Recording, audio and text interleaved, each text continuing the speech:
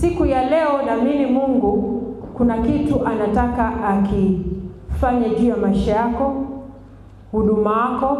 Haleluya. Usichukulie tu Waswahili wanasema poa, si ndio? Haleluya. Ni kuna kipindi tuliangalia majira na nyakati. Wakati ni sasa, si ndio? Haleluya. Mara baada ya masomo haya utagundua wewe ni kiongozi, uendelee kuwa kiongozi au utoke. Haleluya. Masomo kama haya ni nadra sana. Bwana Yesu asifiwe. Ni nadra sana. But ninachoamini hatutotoka kama tulivyokuja. Wengi wanalipia hadi hela kwenda kupata masomo kama haya. Fursa hii tuitumie vizuri. Bwana Yesu asifiwe. Sitochukua muda mwingi. Naomba nimkaribishe mwenyekiti wetu Pastor Dalu aendelee na utambulisho. Haleluya. Karibu sana mtumishi. Yesu asifiwe. Pigie Bwana Yesu makofi. Kipekee sana namshukuru Mungu kuwepo mahali hapa kwa mara ya kwanza, na nina hakika kwamba Mungu ana kusudi na siku ya leo. Bwana asifiwe sana. Ninaitwa mwalimu mchungaji Revocatus Dalu, ni mtendakazi kwenye chuo chetu cha theolojia na Biblia ICM ambacho kiko pale Mapinga, Bagamoyo. Na moja kati ya kazi zetu za chuo hiki cha Biblia ni kuwa na masomo ya nje ya chuo, naita extension programs. Kwa hiyo leo imependeza Mungu tuwe hapa kwenye kanisa hili kwa fundisho hasa kwenye maeneo ya uongozi. Kwa hiyo nipende kushukuru timu ambao nimeambatana nayo, ambao ninaamini watakapokuwa wanakuja wanajitambulisha wenyewe, lakini tunafanya kazi kama timu na tuko wanne, lakini kila mtu ana jukumu lake. Mwisho wa siku ni kujenga mwili wa Kristo. Bwana asifiwe sana. Leo tutakuwa na session na kesho tutakuwa na session kwa neema ya Bwana Yesu. Na session yetu leo tunasema ni somo la uongozi.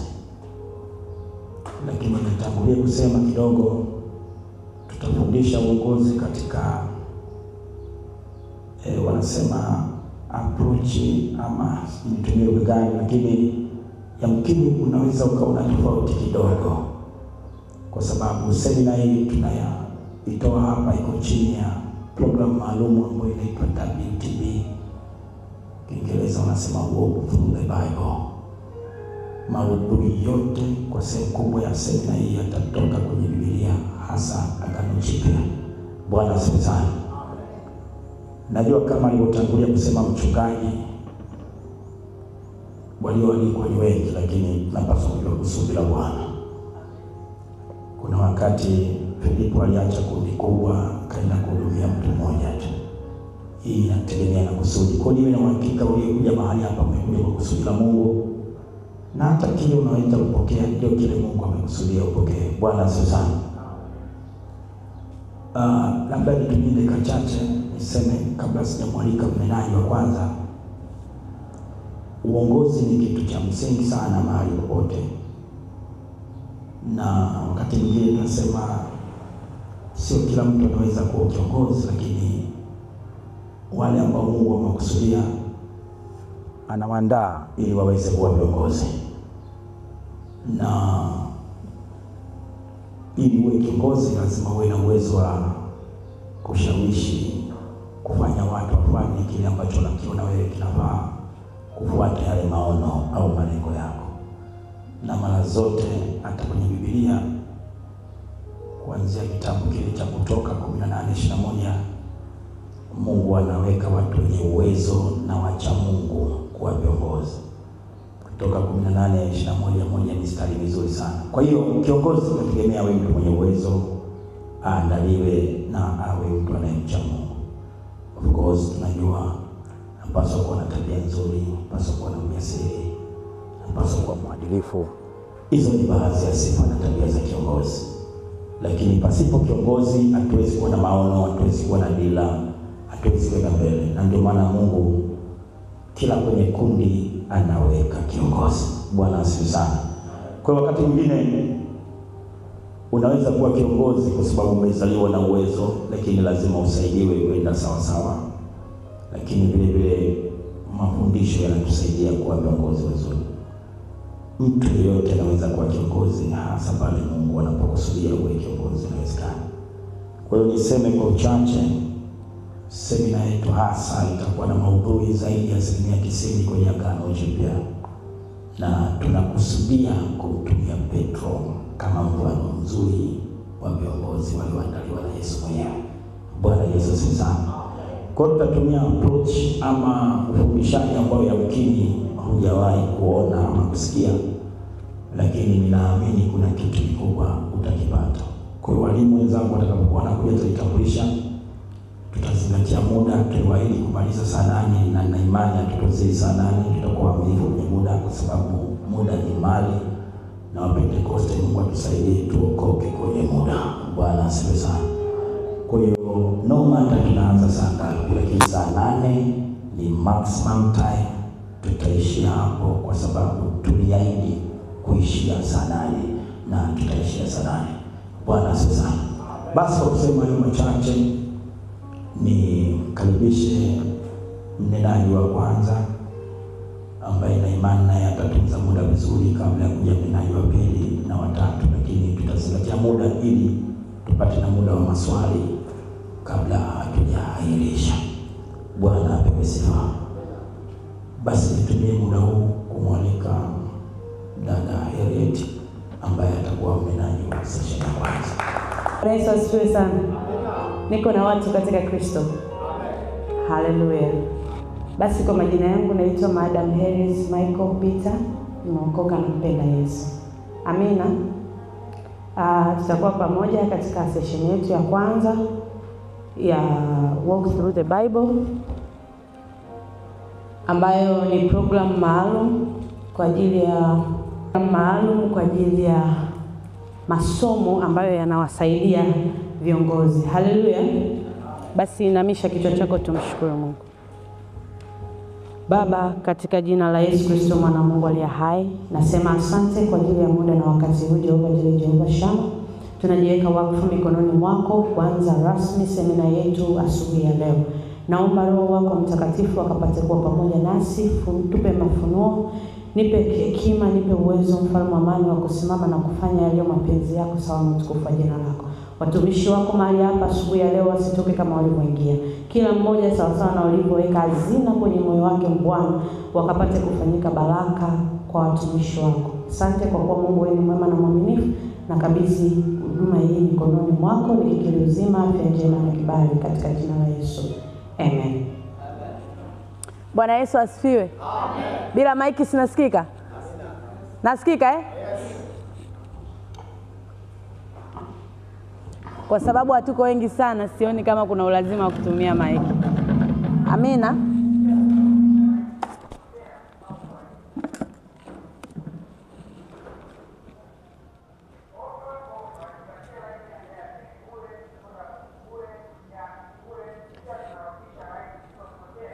Bwana Yesu asifiwe. Amen.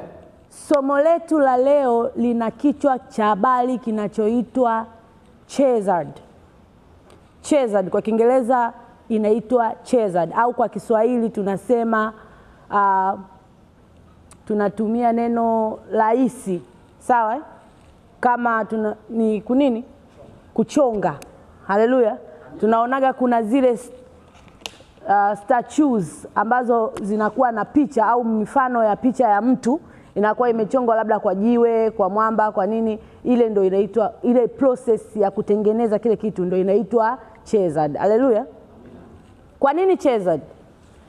Chazard ni somo linalohusu character au tabia, au ni jinsi Mungu anavyoamua kutengeneza kitu chema kutoka kwa mtu. ni jinsi ambavyo Mungu anaamua kutengeneza kitu chema au kitu bora zaidi kutoka kwa mtu aliyefanyaje, aliyemtengeneza au aliyemuumba. Bwana Yesu asifiwe. Kila mtu aliumbwa kwa ajili tofauti tofauti. Tunatofautiana madhumuni ya uumbaji. Haleluya. Kuna walimu, kuna mafundi, kuna nani, kila mtu aliumbwa kwa sababu maalum. Sasa unapokuwa umeokoka, kitu ambacho Mungu anafanya, anakutengeneza. Haleluya. Kwa sababu kumbuka kwamba maana ya wokovu ni kwamba unatoka kwenye maisha ya kale unakuja kwenye maisha mapya, au unaingia kuwa mfano katika nyumba ya Mungu, au unakuwa sehemu ya ufalme wa Mungu. Haleluya. Kwa sababu unatoka sehemu moja kwenda sehemu nyingine, maana yake kwamba kule ulipokuwa mwanzo ulikuwa na tabia zingine. Unapokuja huku unatakiwa ufanane na tabia za huku ulikokuja. Haleluya. Kwa hiyo Mungu anachokifanya, anatutranslate au anatushape kuwa kwenye yule mtu ambaye yeye anamtaka awe. Haleluya. Sijui nimeongea, nimeeleweka? Mungu anatuchonga au anatutengeneza. Kuna mtumishi mmoja anasema kwamba aliliona jiwe ambalo hilo jiwe ndani yake kuna nini? Kuna kitu cha thamani. Lakini unakifikiaje iko kitu cha thamani? Iko kitu cha thamani huwezi kukifikia mpaka ili jiwe ili ulishape. Si ndio? Ulipasue, ulichonge ili uweze kupata ile hazina iliyokuwa ndani ya nini? Ya jiwe. Amina. Tuchukue mfano mrahisi kwa wanaochimba madini. Si ndio? Ili uweze kupata dini lililokuwa kwenye ardhi au kwenye mwamba, lazima huo mwamba ufanyaje? Uchonge. Unachonga huo mwamba ili ufikie lile dini lililokuwa katikati ya nini? Katikati ya mwamba. Ndicho kitu Mungu anafanya kwa kanisa au kwa wale walioamua kumpa Kristo maisha yao, ili kuwafanya kuwa bora au kuwa wale wa thamani zaidi, sawa sawa na matumizi ambayo Mungu anataka kututumia nayo. Amina. Amina. Sasa basi, cheza ni somo linalohusu tabia au tunasema character. Haleluya. Kwa nini tabia? Ni tabia kwa sababu sisi tunalenga moja kwa moja somo letu kulingana na Biblia inavyosema. Sisi tunaifundisha Biblia. Amina. Kwa hiyo leo kutokana na somo letu tutajifunza character za maisha ya mtu anaitwa nani? Nani? Petro. Tunajifunza kwamba Petro ni kiongozi. Si ndio? Katika kundi la wanafunzi wa Yesu, wanafunzi 12, Petro alikuwa kiongozi bora. Haleluya. Na kiongozi ambaye alikuwa anajua nini maana ya kazi anayoifanya. Kiongozi wa mfano. Kwa hiyo leo kwenye somo letu tutamwangalia Petro. Character za Petro ambazo zinamkamilisha au zinakuwa mfano kwetu kuwa viongozi bora. Haleluya. Ni jinsi gani na sisi tunaweza kuwa viongozi bora kupitia mfano wa maisha ya nani? Ya Petro. Amina. Session yangu ya kwanza itabeba jina linaitwa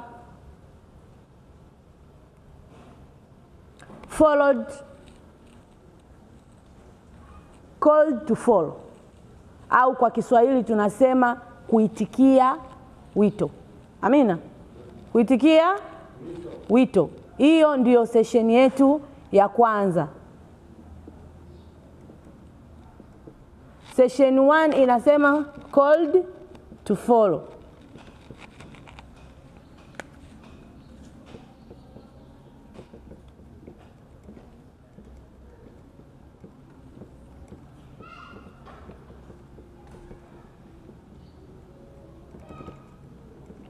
Haleluya. Kuitikia wito. Kwa nini kuitikia wito? Tukisoma Biblia yetu katika kitabu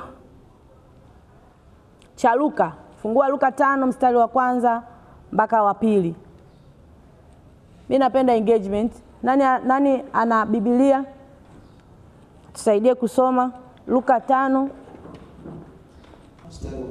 mstari wa 1 na wa 2. Nitasoma. Ikawa makutano walipomsonga wakisikiliza neno la Mungu, yeye alikuwa amesimama kando ya ziwa la Genesareti. Akaona vyombo viwili vimejaa kando ya ziwa, lakini wavuvi wametoka wanaosha nyavu zao.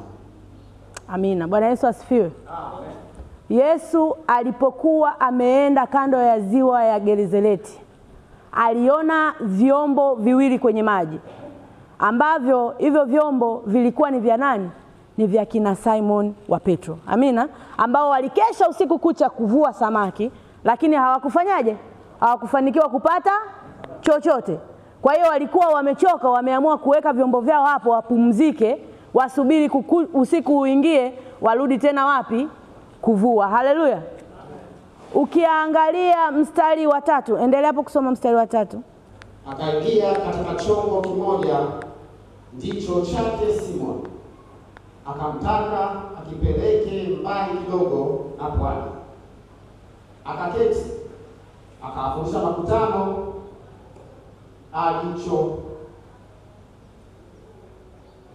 alichomboni. Akawafundisha makutano alichomboni. Amen.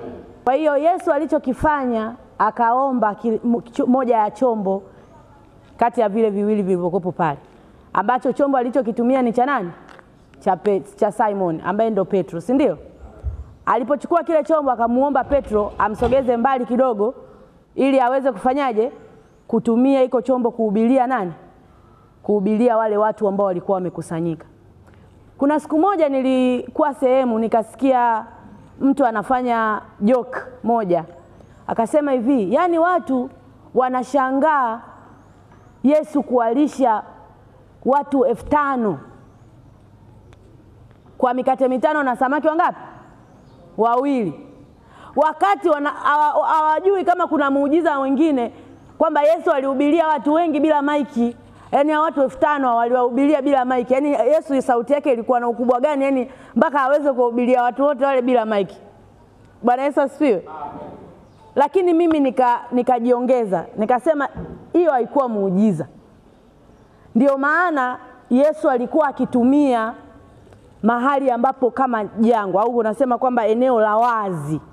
Kwa maana kwenye eneo la wazi sauti inafanyaje? Inapaa kulingana na upepo. Anaenda sehemu ya wazi, alafu yeye anasimama sehemu ya juu, yani kwenye mwinuko kidogo, au anapanda kwa juu kidogo, anaongea kwa watu ambao wanawaangalia kwa nini? Kwa chini. Kwa maana sauti inafanyaje? Inasafiri na upepo. Au anatumia maji kama alivyofanya kwa kina Petro. Anaingia kwenye chombo, anasogea mbali kidogo ambapo upepo unavuma kutoka baharini kuja nchi kavu. Akiongea sauti yake inafanyaje? Inatembea. Bwana Yesu asifiwe. Kwa hiyo huo ni ujuzi, ni hekima, lakini vile vile ni maarifa ambayo Yesu alikuwa nayo, alitumia ili kuweza kufanya lile kusudi ambalo Mungu alifanyaje? Alimuita kwalo. Sasa katika hekima hiyo akatumia iko chombo. Somo letu linaanzia hapo. Wito wa Petro ulianzia hapo. Mungu anatumia nafasi ndogo ndogo au events zozote zile, opportunity ndogo ndogo zinazotokea kwenye maisha yetu ili kubadilisha maisha yetu. Amina. Mungu anatumia nafasi ndogo au small events au small circumstances ili kukutana na wewe kubadilisha maisha yako. Yesu alitumia nafasi ndogo sana aliyokutana nayo na Petro. Alitumia kitu kinaitwa kuomba au kuazima. Si ndio? Yesu aliazima boti ya Petro. Aliazima boti ya Simon. Kama Petro angekataa, sio? Angekataa kumwambia Yesu kwamba mimi sikupi boti langu, au usinisumbue nimechoka. Sisi kesha Bwana usiku kucha. Akamwambia Bwana mimi nimechoka, hebu tusisumbuane. maana yake kwamba lile lengo la Mungu kwenye maisha ya Petro lisingefanyika, kwamba connection ya Mungu na Petro ingekuwa imeishia hapo. Haleluya. Kwa hiyo utayari wa Petro ulisababisha maisha yake yakafanyaje? Yakabadilishwa. Kwa hiyo wewe kama kiongozi unatakiwa kuanza kujua kuanzia hapo, Mungu anatumia nafasi ndogo ndogo. Yaani usitegemee kwamba utakutana na Mungu kwa kutengeneza mazingira, yaani lazima liwe event fulani, labda umeenda sehemu fulani utakutana na Mungu ana kwa ana. Wengine wanaamini kwamba akikaa kwenye maombi Mungu atamtokea, ataona kivuli, atamuona malaika anang'aa ndo amwambie kwamba wewe wito wako ni huu. Sijui tunaelewana eh? Mungu anatumia maisha ya kawaida kabisa, maisha yetu ya kila siku. Tena kwenye situations zingine anaweza akatumia, yani salamu tu, umekutana na mtu akakusalimia Bwana Yesu asifiwe, au za saa hizi maisha yako yameanza kubadilika hapo. Haleluya. Yule mtu ukimjibu vizuri anasema njema mtumishi, sijui wewe Mungu mwema, na kuonaga unaimba mtumishi, ninaguswa nawiwa, ukarekodi nyimbo, mimi nitalipia. Tayari umefanyaje? Mlango wako umefungukia hapo. Haleluya. Lakini ukiwa jeuri ukasema Bwana Yesu asifiwe, amina, huyo yani huna ule utayari wa kuengage na watu wengine, tayari umepoteza nini? Opportunity. Hata huyo mtu anayetaka kufanya kitu kwenye maisha yako hanakuwa tena ule moyo afanyeni, unakufia hapo. Hizo circumstances ndizo Mungu anazotumia kwenye maisha yetu. Haleluya. Kama vile alivyotumia kwa nani? Kwa Petro. Na uzuri Petro alikuwa na utayari. Haleluya. Alikuwa na utayari. Alimpokea Kristo, akampa boti yake, akamwambia baba, boti hiyo hapo tumia. Na uzuri Yesu akatumia. Kwa hiyo muujiza wa kwanza kulingana na kile ambacho Petro alikifanya, ile hali ya Petro kukubali kumpa Yesu boti, Yesu alifikisha ujumbe aliotaka kufikisha kwa maelfu ya watu waliokuwepo ng'ambo ya ziwa. Haleluya. Utayari wa Petro ulisababisha watu wakahubiriwa neno la Mungu. Ujumbe wa Mungu ulifanyaje? Ulifanikiwa kufikia wale watu elfu waliokuwepo pale pembeni ya nini? Ya ziwa. Petro alianza kutumika kama chombo cha kufikisha neno la Mungu. Haleluya. Kwa wale watu. Kwa maana Petro angekataa, manake kusingekuwa na chombo cha kusababisha sauti ifikie wale watu wote pale. Amina. Kwa hiyo kama kiongozi, kitu cha kwanza unachotakiwa kuwa nacho ni utayari. Au mtu yoyote yule ambaye umeokoka, unampenda Yesu, umeamua kuwa Yesu awe Bwana na Mwokozi wa maisha yako, ataanza kukutengeneza kwa sababu tu utakuwa na nini? Utayari. Kwa sababu hata wokovu ni utayari. Haleluya. Hata wokovu ni nini? Ni utayari. Na utayari wako unaonekana vipi? Utayari wako unaonekana kwa kuwa muda wote obedient kwa Mungu. Amina. Unamsikiliza nani? Mungu. Na unatii maagizo yake. Hilo ni jambo la pili muhimu katika kiongozi au kwa mtu aliyefanyaje? Aliyeokoka. Amina. Jambo la pili kivipi? Tukiendelea kusoma Biblia yetu tunaona kwamba Petro, Yesu baada ya kuwa ameshahubiria wale watu, mtu mwingine atusomea hapo kuanzia mstari wa 4 kuendelea mbele. Kisha kunena akamwambia Simoni, tweka mpaka kilindini, mkashushe nyavu zenu mvue samaki. Kwa hiyo tumesema pointi ya kwanza ni nini? Utayari. Kiongozi anatakiwa kuwa na nini? Na utayari. Haleluya. Amen. Pointi ya pili, utii. Kiongozi anatakiwa kuwa na nini? Utii. Yesu baada ya kuwa amepata kibali kwa Petro cha kupewa boti akahubiri, si ndio? Akasema yeye hawezi kumwacha Petro bure. Kwa sababu gani? Petro alikuwa na utayari kuhusu nani? Kristo. Kwa hiyo Yesu anapoona utayari wako, hawezi kuyaacha maisha yako bila kufanya kitu. Sisi tunaelewana? Yesu anapoona utayari wako, hawezi kuyaacha maisha yako bila kufanya, lazima aeke alama. Lazima aeke alama. Kwa hiyo Yesu aliamua kuweka alama kwenye maisha ya nani? Ya Petro. Akamwambia, shusha nyavu wapi? Kilindini. Petro akaoji. Akasema, wewe bwana mkubwa wewe, tumefanya kazi ya kuchosha usiku kucha tusipate kitu. Sijui unanielewa? Kwa hali ya kibinadamu utii unakuwaga ni ngumu sana, kwa sababu ya mambo makubwa mangapi? Matatu. La kwanza, ujuzi. La pili, mazingira. Ya tatu, hivi ujuzi na experience.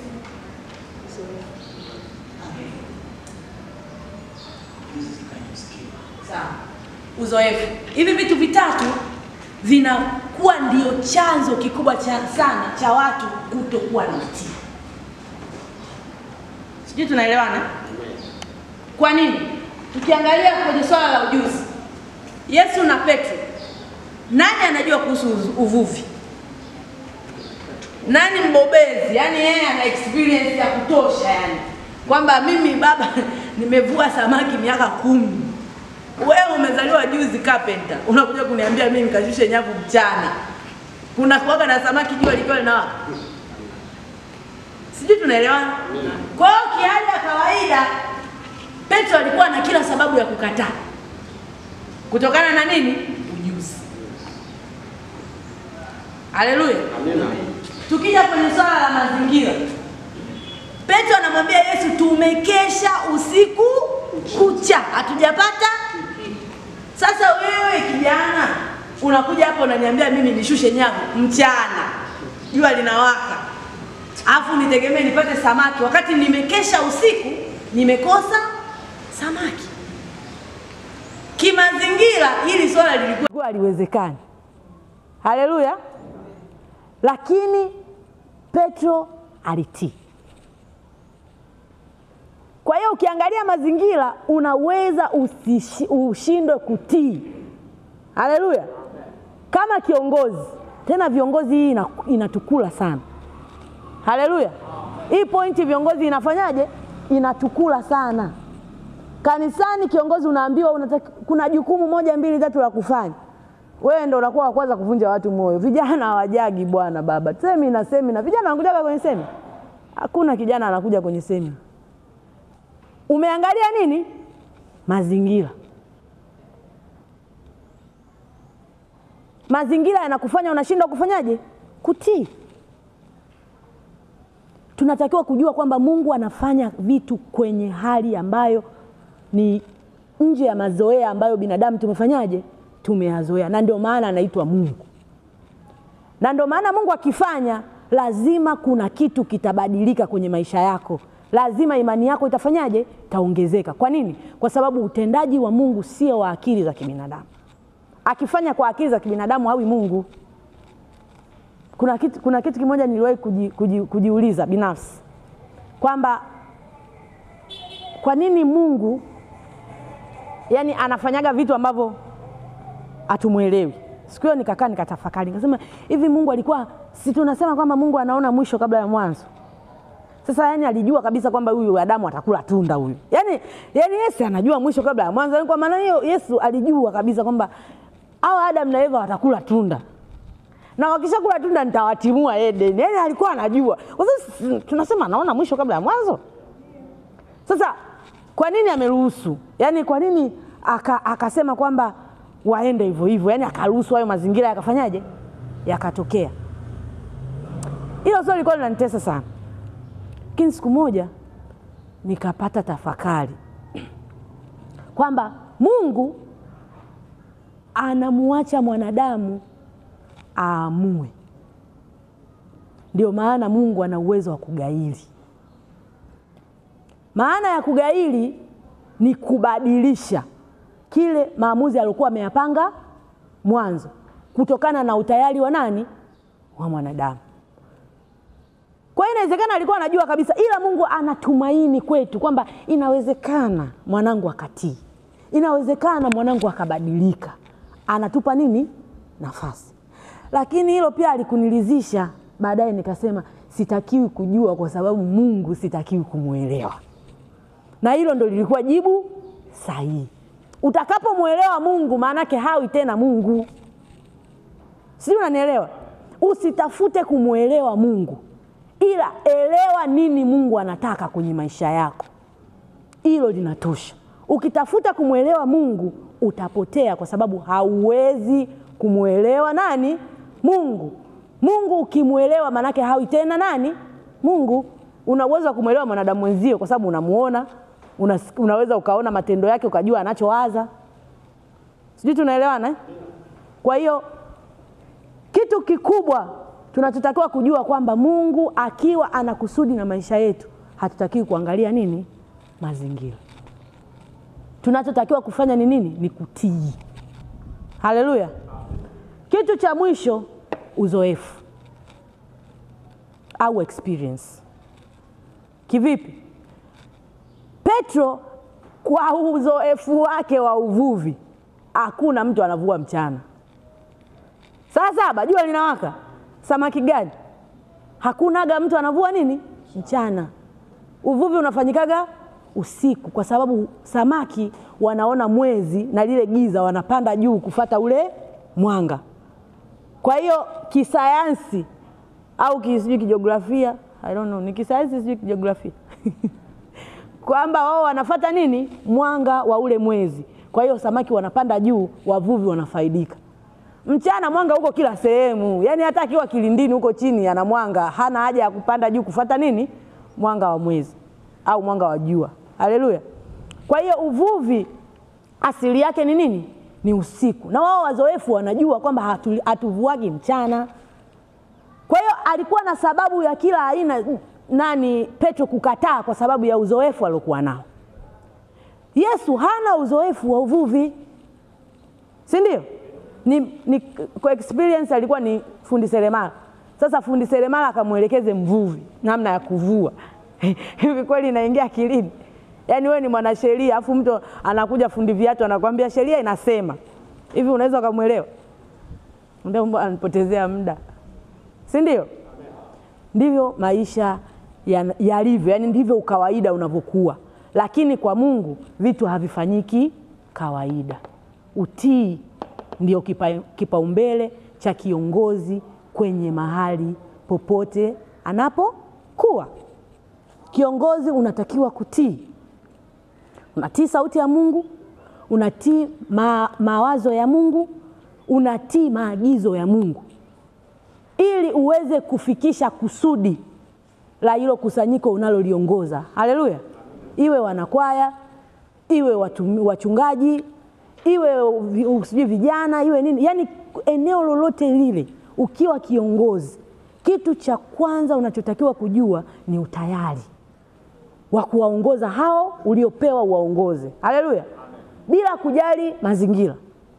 Cha pili, unatakiwa kuwa na utii. Wengi viongozi hawataki wao kuwa watii, ila wanataka wale wanaowaongoza ndo wawe watii. Utii unaanza na wewe kiongozi, kwa sababu kiongozi unavyokuwa ndivyo products zako zitakavyokuwa. Sisi tunaelewana?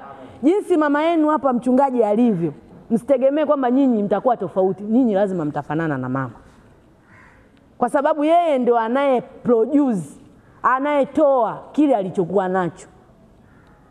Sisi tunaelewana? Mkiwa na kiongozi mchoyo, mkae mkijua atazalisha wanafunzi wachoyo. Ndo kanuni. Yesu alipokuwa na wanafunzi wake 12, ilifika wakati wale wanafunzi hawako na Yesu, lakini watu wakiwaona wanasema huyu ni mwanafunzi wa Yesu. Kwa nini? Anakula, anaongea kama Yesu.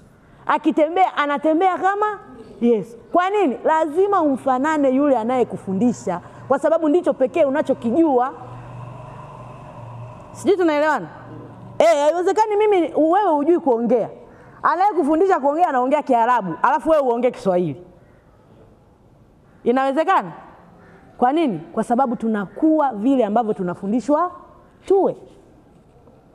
Kwa hiyo wewe kiongozi ndio unayetengeneza, unajua wewe ndio utachagua uwe na watu wa aina gani. Ukitaka kuwa na watu watii, sharti la kwanza wewe mwenyewe uwe nini? Mtii. Ili uzalishe watii. Kiongozi ukiwa na utayari, watu wako watakuwa na utayari. Kwa sababu ndicho utakacho wa nini? Utakachowaambukiza. Amina? Haya.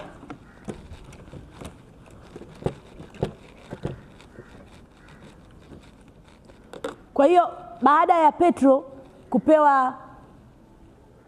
kupewa agizo na Mungu, kauli pekee ambayo mimi naipenda sana Petro aliiwaza, alisema kwa neno lako. Kwa nini? Kwa neno lako nashusha, kwa neno nashusha. Sio kwa ajili ya mazingira, sio kwa ajili ya uzoefu, sio, kwa sababu wewe umesema. Haleluya. Huo ndio utii. Unafanya kitu kwa sababu Mungu amesema, sio kwa sababu nyingine yoyote. Kwa hiyo aliweka experience yake pembeni, aliweka ule uzoefu wake, aliweka mazingira, aliweka yani vyote aliviweka wapi? Pembeni. Akasikiliza na akafanya vile alivyoagizwa. Na baada ya kufanya tunaona matokeo. Soma kuanzia mstari wa 6.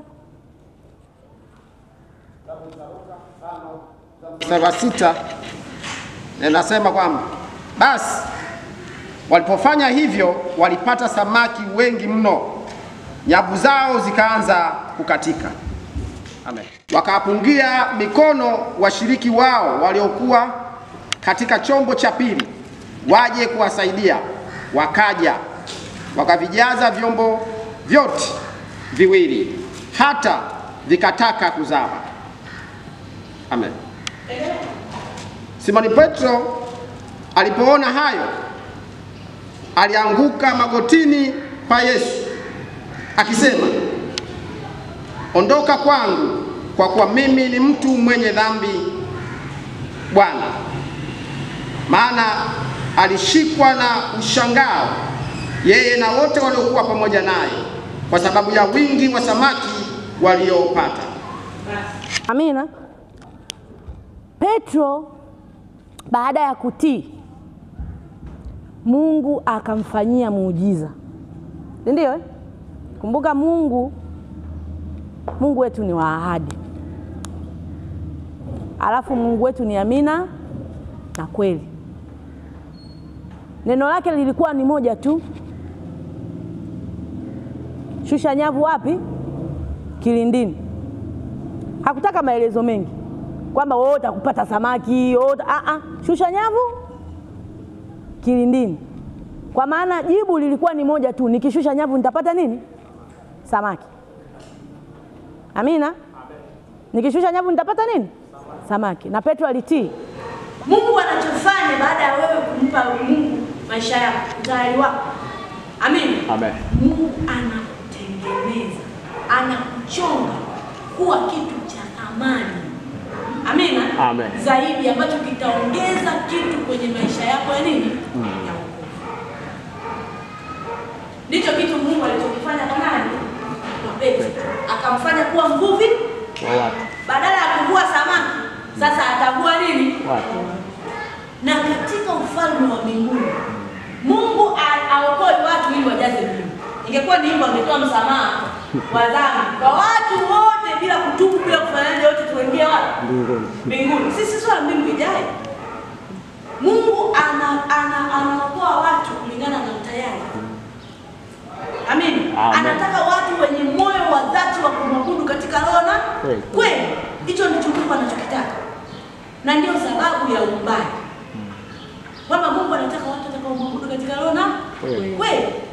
Kwa hiyo ili awapate hao watu watakaomwabudu katika roho na kweli, lazima wawe na utayari wa kutii.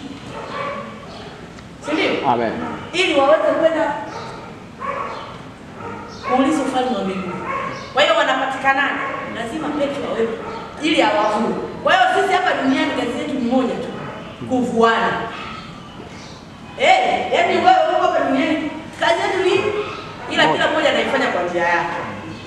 Wewe unaimba, mwingine anahubiri, mwingine anafundisha kama mimi hapa, mwingine anachonga mbao, mwingine anatengeneza furniture, mwingine anachimba madini, mwingine, yaani kila mtu ana jinsi yake ya kusababisha wengine wavuliwe. Sisi tunaelewa? Lakini zungumzo ni tuvuane. Tuvuane katika Kristo lakini. Amina. Amina. Tuvuane katika nini? Kristo. Katika Kristo. Tuwe wavuvi wa watu. Tuhakikishe tunaingia wapi? Mbinguni. Tunaokoana. Haleluya. Amen. Kwa hiyo katika huo uvuvi wa watu, shangwe inafanyika wapi? Mbinguni. Kwa hiyo Petro alifanyika kuwa mvuvi wa nani? Wa watu. Uongozi wake ulilenga wengine waingie wapi? Mbinguni. Kwa hiyo Mungu alitengeneza kile kidogo alichokuwa nacho Petro ili kije kuwa hazina kubwa baadaye katika ufalme wa nani? Wa Mungu. Amina. Amen. Amina. Amina. Uliza tena. Kwa sababu Mungu alikuwa ameshaacha nini? Alama. Hakuanza kuuliza sasa baba mimi nitavuaje watu? Watu wanaogelea. Watu wako baharini, watu wako mtoni, nitawavuaje? Haleluya. Amen. Hakuwa na huo muda tena wa kuuliza maswali. Alichofanya ni kuchukua hatua, kumfuata nani? Yeye ndo atanipa mwelekezo huko mbele kwa mbele, nitajua watu nitawavuaje. Haleluya. Amen. Sisi tunaelewa. Amina. Kwa hiyo baada ya Mungu kuacha alama kwenye maisha yako na baada ya mtu mhusika kupewa jukumu na Mungu la kufanya. Sisi tunaelewana? Baada ya wewe kupewa jukumu la kufanya, kitu cha mwisho kinachotakiwa kufanyika ni utekelezaji. Kwa hiyo pointi yetu ya 3, tukisema kuna pointi 5 hapo. Ya kwanza, tayari. Ya pili, utii. Ya 3, alama. Sawa? Ya 4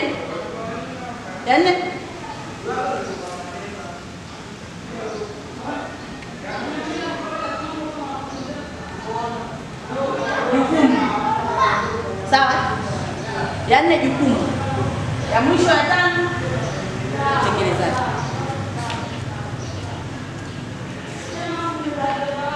Kwa hiyo kama kiongozi ukiwa mtii, ukiwa na utayari, ukawa mtii, Mungu anaacha alama kwenye maisha yako, anakupa jukumu la kufanya, na mwisho kabisa wewe unatakiwa utimize hilo jukumu ambalo Mungu anakuwa amefanyaje? Amekupa kwenye maisha yako. Hilo jukumu unalitekelezaje? Kwa wewe kumfuata Yesu, yani kufuata maelekezo atakayofanyaje? Atakayokupa. Wewe unaenda nyuma ya Yesu, akisema kushoto geuka, unageuka kushoto, kulia geuka, unageuka kulia, mwendo unaenda. Sawa, kumfuata Yesu maana ni kufuata maagizo yake. Kufuata nini atakuambia ufanye. Kufuata lile jukumu ambalo Mungu alikuwa amefanyaje? Amekupa. Petro alipewa jukumu la kuvua nini? Watu. Lakini peke yake yeye kama yeye ndo kwanza ametoka kupewa jukumu, hajui hata watu wanavuliwa vipi. Kwa hiyo njia pekee ambayo inaweza kumfanya yeye kuwa mvuvi wa watu ni kumfuata nani? Kristo. Sawa? Amen. Tumeelewana? Ndio. Kuna ugumu? Kuna mtu hajaelewa? Nyosha mkono, hapa tuko darasani. Kama hujaelewa hapa tunarudia mpaka uelewe. Haleluya. Kwa hiyo hivyo ndivyo Mungu anavyotuchonga. Hapo product iliyotoka baada ya Petro kuamua kumfuata Yesu, hiyo sio product ndogo. Product ambayo ishashuhudia matendo ya Mungu, product ambayo ishaona faida za utii, product ambayo ishaona faida za utayari. Moja kwa moja itakuwa product nzuri huko mbele yenye uthamani, kwa sababu Mungu amefanyaje? Ameichonga. Haleluya. Amen. Haleluya. Amen. Tuko sawa sawa? Amen. Nakaribisha maswali. Ambacho kilitoa nafasi ya Petro kuanza kutengenezwa na Mungu ni utayari. Sawa? Petro alikuwa na utayari wa kumwazima Yesu nini? Boti lake ili ahubirie watu walikuwepo pembeni ya mto. Amina. Ile ilifungua mlango kwa Mungu kuyafikia maisha ya Petro na kumbadilisha Petro kuwa yule ambaye Mungu alikuwa amemkusudia. Haleluya.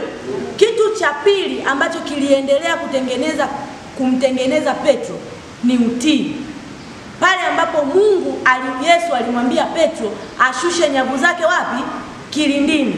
Kile kitendo cha Petro kutii na kuchukua zile nyavu kuzishusha kilindini, akapata samaki, kilitengeneza nafasi nyingine ya Petro kumuona Mungu kwenye maisha yake. Amina. Lakini hiko kitendo hakikumwacha Petro hivi hivi, kiliongeza imani ya Petro na kumfanya Petro kutambua kwamba yule ni nani? Ni Yesu, ni mwana wa Mungu. Haleluya. Kwa maana ule muujiza uliofanyika haukuwa wa kawaida. Kwa hiyo Mungu akawa ameacha alama kwenye maisha ya nani? Ya Petro, ambayo hiyo alama iliongeza imani ya nani? Ya Petro kwa Yesu. Amina. Iliongeza imani ya Petro kwa nani? Kwa Yesu. Inakuja hapo pointi ya 4, pale ambapo Petro alimwambia Yesu aondoke kwake kwa maana yeye ni nani? Ni mwenye dhambi. Hiyo ilionyesha ukiri kwamba Yesu ameacha alama kwenye maisha ya nani? Ya Petro. Baada ya hapo Yesu sasa akamjibu nani? Petro. Akamwambia kwamba usiogope. Amina. Kwa maana kuanzia sasa hautakuwa tena mvuvi wa samaki, utakuwa mvuvi wa nini? Wa watu. Manake Mungu sasa au Yesu anampa jukumu Petro baada ya Petro Mungu kuona kwamba Petro ametambua Mungu ni nani au Yesu ni nani. Sijui tunaelewana? Kwa hiyo kitendo cha Petro kutambua kwamba yule ni Yesu, yule ni mwana wa Mungu, yule ni Mungu, Mungu akampa jukumu Petro sasa la kwenda kuvua nini? Watu. Kwa maana Mungu ana uhakika, kwa sababu sasa hivi Petro ameshajua mimi ni nani. Maana yake kwamba chochote nitakachokisema kwa Petro au kile nitakachomwagiza Petro atafanya. Kwa maana ana uwezo sasa wa kuvua nini? Wa kuwa mvuvi wa watu. Ana uwezo hata akamwambia mtu kwamba Yesu mimi nimeona, mimi nimevua samaki mimi mchana saa 7. Sio, unaelewa? Akimwambia mtu kwamba huo ushuhuda mimi sijasimuliwa, nimeuona kwa macho yangu. Ana uwezo wa kumueleza mwingine akamuelewa zaidi kuhusu Yesu. Amina. Kutokana na kile ambacho Yesu amekiacha kwenye maisha ya nani? Ya Petro. Tumeelewana hapo hiyo pointi ya 4? Kwa hiyo alama ambayo Yesu aliiacha kwenye maisha ya Petro ikamfanya Yesu amuamini Petro na kumpa jukumu la kuvua nini? Watu. Kwa maana imani ya Petro imefanyaje? Imeongezeka.